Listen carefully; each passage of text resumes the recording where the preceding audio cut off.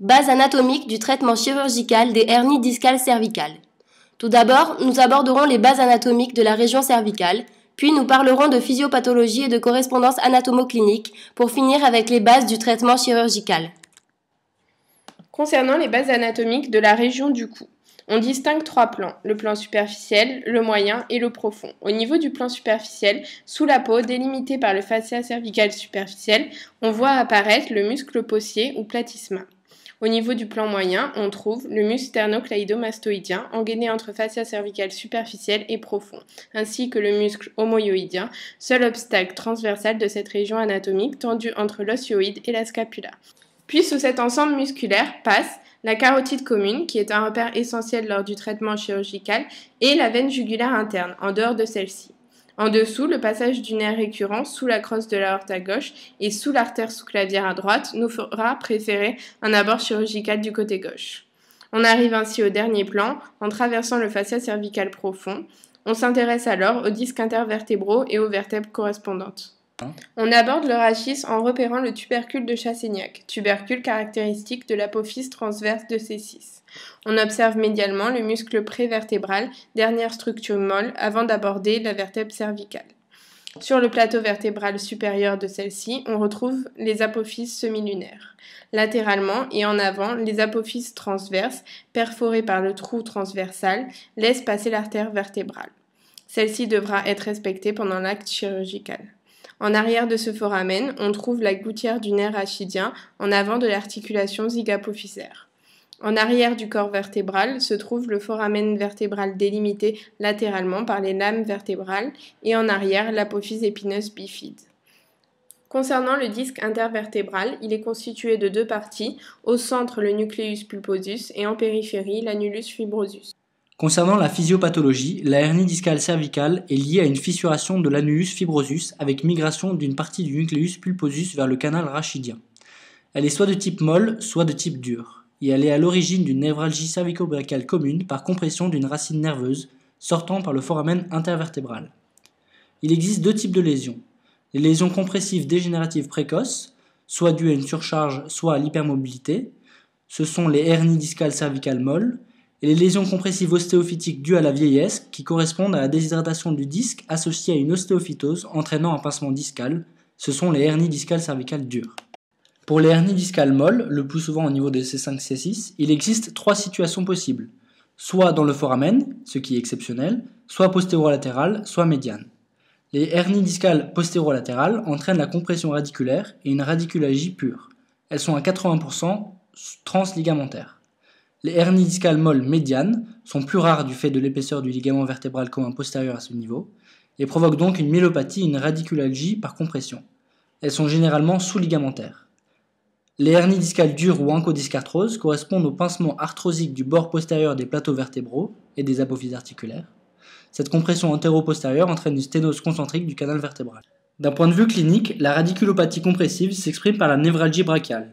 Le symptôme principal est la douleur et parfois des troubles sensitivo-moteurs. L'examen clinique est basé sur l'interrogatoire et l'examen physique, notamment neurologique.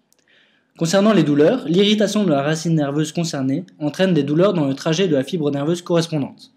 On parle de névralgie cervico-brachiale unilatérale à topographie radiculaire.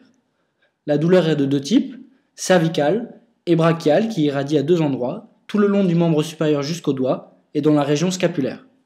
L'examen neurologique, basé sur les testings sensitivo-moteurs et des réflexes ostéotendineux, est essentiel pour faire la correspondance anatomo-clinique.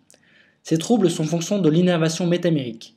Concernant le niveau de l'atteinte et ses conséquences, au niveau de la racine C5, on constate des paresthésies du territoire de la face latérale de l'épaule, des troubles moteurs du muscle deltoïde et une partie du biceps brachial, et l'hypo voire aréflexie du réflexe bicipital.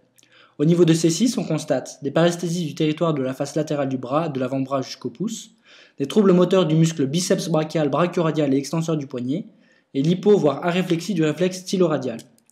Au niveau de C7, on constate des paresthésies du territoire de la face dorsale du bras, de l'avant-bras jusqu'aux deux doigts intermédiaires, des troubles moteurs du muscle triceps brachial, fléchisseur du poignet et extenseur des doigts, et l'hypo voire aréflexie du réflexe tricipital. Au niveau de C8, on constate des paresthésies du territoire de la face interne de l'avant-bras jusqu'aux deux doigts médians, des troubles moteurs des muscles fléchisseurs profonds des doigts et des interosseux, et l'hypo voire aréflexie du réflexe cubito-pronateur. Concernant la paraclinique, l'IRM est le principal examen d'imagerie demandé, mais on peut aussi réaliser un scanner. La radiologie est surtout utilisée lors de l'intervention chirurgicale. Le traitement de la hernie discale est d'abord médical. Une décompression chirurgicale est envisagée en cas de résistance au traitement médical ou en cas de signes neuro-irritatifs et ou déficitaires en concordance avec les éléments paracliniques. Concernant le traitement chirurgical de la hernie discale cervicale, la décompression chirurgicale peut être réalisée par deux voies. La voie antérieure, pré-sternocleidomastoïdienne, est actuellement la plus couramment utilisée, la voie postérieure, les moins fréquemment. Concernant la voie antérieure, elle consiste en une dissectomie en abordant étape par étape les plans superficiels, moyens et profonds de la région du cou. L'abord du plan superficiel commence par le choix du côté de l'abord qui dépend du niveau à opérer. Au-dessous de C5, il faut préférer une voie gauche, le nerf récurrent étant moins vulnérable de ce côté. Au-dessus de C5, l'abord peut se faire indifféremment, à gauche ou à droite. C'est une voie pré-sternocleidomastoïdienne prévasculaire. L'incision cutanée est transversale dans un pli du cou, en cas d'abord d'un seul disque ou bien longitudinal si plusieurs étages doivent être exposés. Pour un abord étendu, l'incision cutanée longitudinale suit le bord antérieur du sternocleidomastoïdien jusqu'au manubrium sternum. L'incision cutanée permet d'observer successivement le possier du cou, puis l'aponévrose cervicale superficielle. Le possier est alors décollé de l'aponévrose cervicale superficielle, puis sectionné. La voie d'abord est dégagée, maintenant la peau et le possier écartés. L'aponévrose cervicale est alors incisée parallèlement au bord antérieur du sternocleidomastoïdien. Concernant le plan moyen, la dissection permet d'isoler des structures transversales qu'il faut lier et sectionner, notamment le muscle homoyoïdien, mais aussi des artères et les veines thyroïdiennes. Le repère principal de ce plan est le sternocleidomastoïdien. C'est en longeant son fascia que l'on progresse dans la région cervicale. La localisation de la carotide commune est une étape essentielle de l'intervention. Elle est repérée par palpation du pouls carotidien. Nous abordons alors le plan profond.